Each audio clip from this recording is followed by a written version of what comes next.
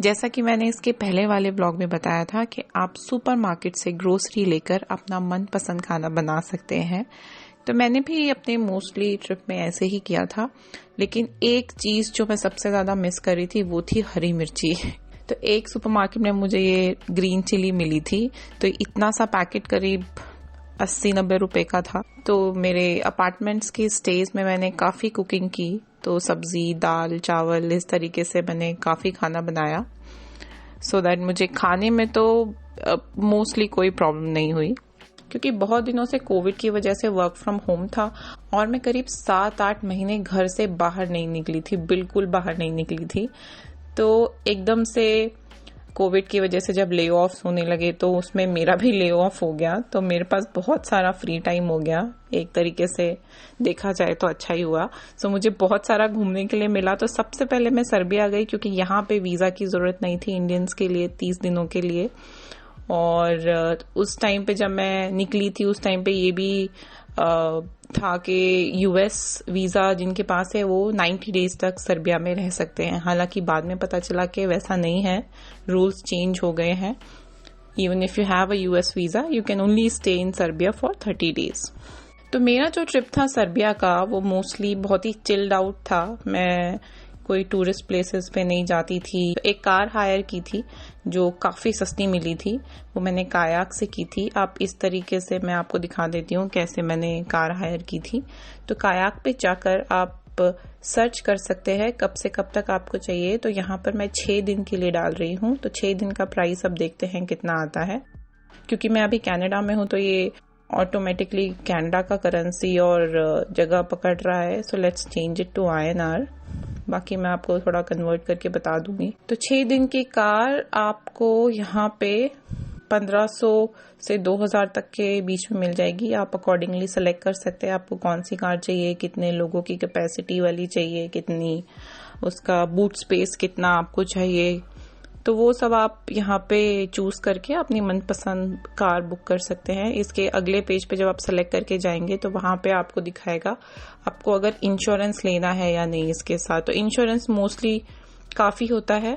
तो अगर आप कॉन्फिडेंट हैं, अगर आपको यूरोप में बाहर ड्राइविंग का एक्सपीरियंस है तो आप स्किप भी कर सकते हैं। लेकिन अगर आप पहली बार कर रहे हैं तो मैं सजेस्ट करूँगी कि आप इंश्योरेंस ले लें।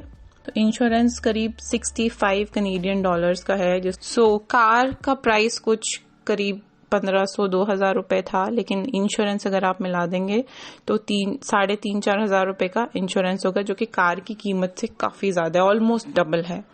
तो आप चूज कर सकते हैं आपको कितना कॉन्फिडेंस है अपनी ड्राइविंग में। हालांकि मैं सर्बिया में आपको ड्राइविंग के बारे में बता दूं कि सब लोग बहुत रूल्स फॉलो करते हैं, सब लेन बहुत फॉलो करते हैं, तो आपको कोई प्रॉब्लम नहीं आने वाला है।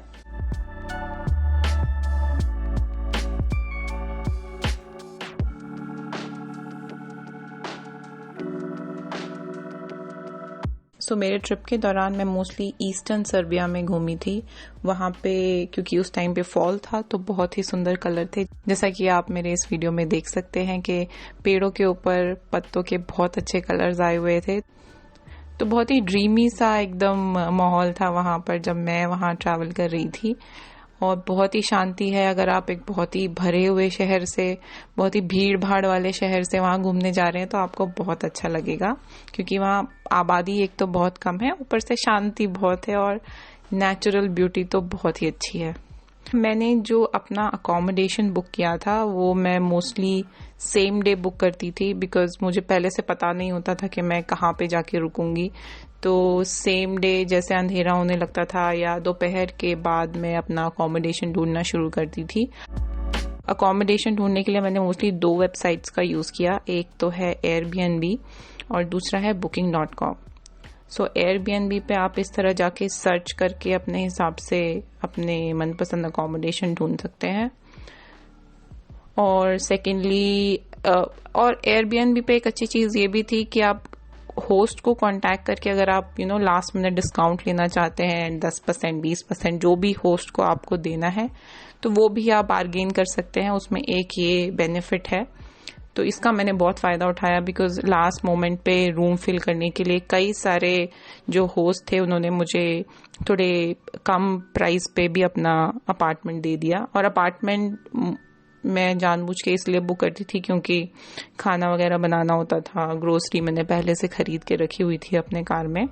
इसके अलावा मैंने थोड़ा बहुत Booking.com का भी यूज़ किया, लेकिन Booking.com में मुझे प्रॉब्लम ये हो जाता था कि कई बार मैं बुक करती थी लेकिन कॉल करने पर वो लोग बोलते थे हमारे पास रूम नहीं है, एट्सेट्रा एट्सेट्रा।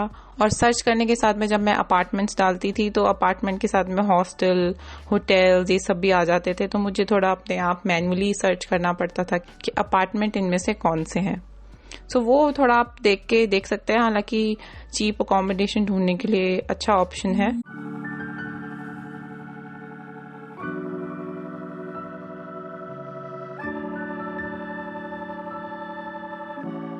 तो ये है मेरा सर्बिया के रोड ट्रिप का एक्सपीरियंस। अगर आपको कुछ भी क्वेश्चंस हैं सर्बिया रिलेटेड तो आप मुझसे कमेंट्स में पूछ सकते हैं। मेरे पास जो भी इंफॉर्मेशन होगा मैं आपको ज़रूर जवाब दूंगी।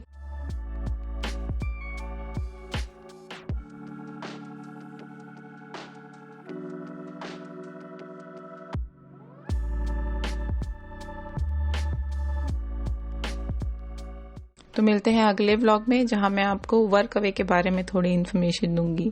तब तक के लिए goodbye and take care.